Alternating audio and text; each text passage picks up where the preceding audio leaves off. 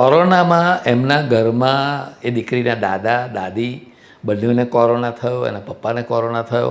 એના પપ્પા સામાન્ય ફોટોગ્રાફીનો બિઝનેસ કરતા હતા, એટલે કોરોનામાં મેડિકલ ખર્ચમાં એ ઇકોનોમિકલી બહુ જ તૂટી ગયા.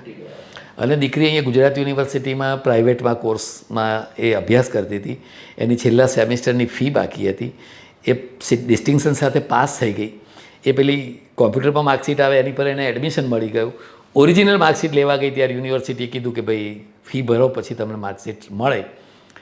વિમલભાઈ ઉપાધ્યાય અત્યારે નથી, એ મારો મિત્ર ત્યાં યુનિવર્સિટીમાં.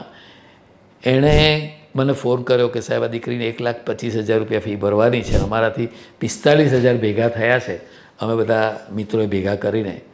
ત્યારે હું સુરત હોસ્પિટલમાં હતો.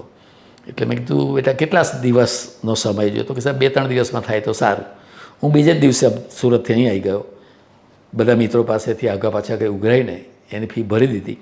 માર્કશીટ એની આવી ગઈ. એને લંડનમાં એડમિશન મળી ગયું. પછી ત્યાં એડમિશન કન્ફર્મ થયું એટલે પૈસા ભરવાના થયા.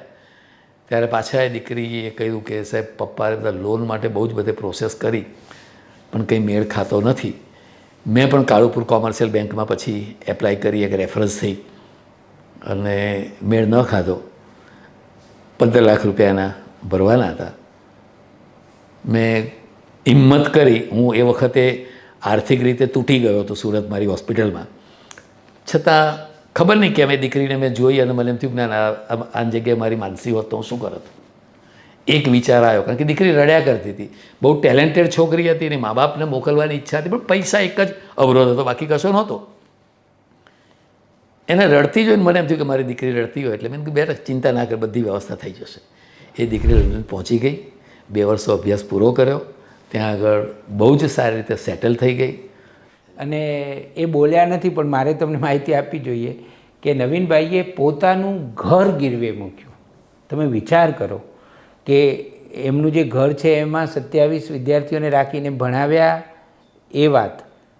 એટલે આ ઘરની વ્યાખ્યા તમે જુઓ કે આ જે ઘર હશે એ પોતે કેટલું રાજી થતું હશે.